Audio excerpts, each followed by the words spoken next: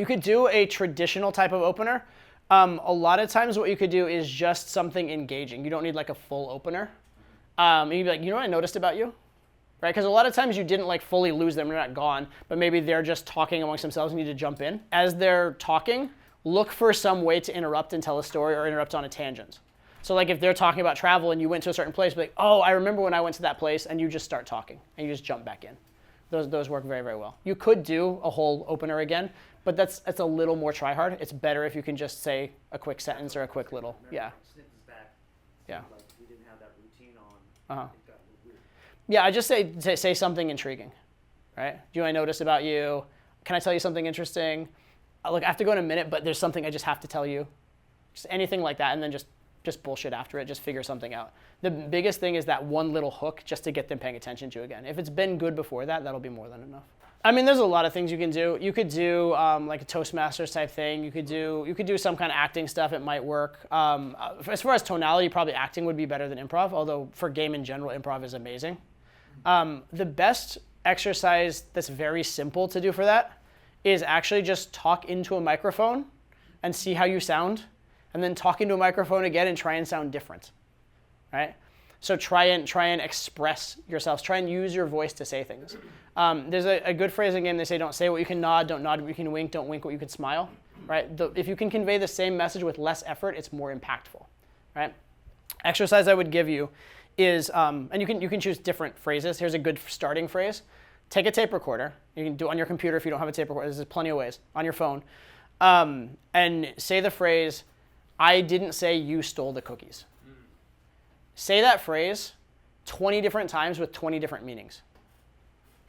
Right? See how many different ways you can say it. Right? I didn't say you stole the cookies. I didn't say you stole the cookies. Didn't say you stole the cookies. I didn't say you stole the cookies. Right? There's so many different ways that you can say that and get different meanings out of it. All right? The William Shatner school. Is that what that is? He inflects like weird Okay. words and stuff. Yeah.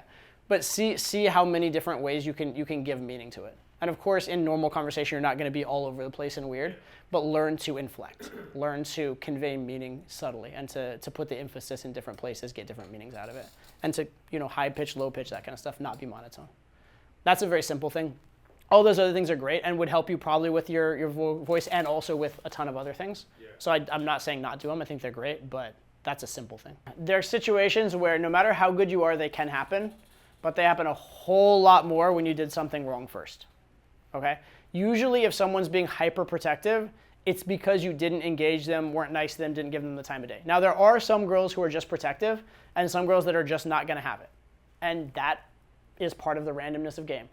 That's part of where you have to say, like, look, you can do a lot to adjust things, but it's a numbers game, right? There may be some girl that, like, she brought her friends out because she has a life crisis and she wants nothing in the world other than her friends' full and undivided attention to listen to her tonight. And anybody who interrupts that is the devil, right? That can happen. And if you walk over, I'm sorry, we're having a conversation, it can happen, right? And that has nothing to do with you, none, because that's that girl's absolute agenda for the night and she's obsessed with it. Right? If that happens, it happens.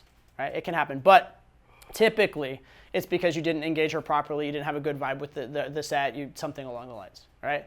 And same thing, if you get the immediate, I have a boyfriend, especially if your opener wasn't super direct, it's because there was something not perfect in your vibe or something not casual or not friendly or whatever. So work on your opening to try and get it less. The immediate, I have a boyfriend is a little bit tough. You can kind of just act like it's irrelevant and you're just being conversational and then trying to build enough value later. And that can sometimes work. But the problem is if you got it because you already did something wrong, it is kind of an uphill battle. Does that make sense? Unfortunately.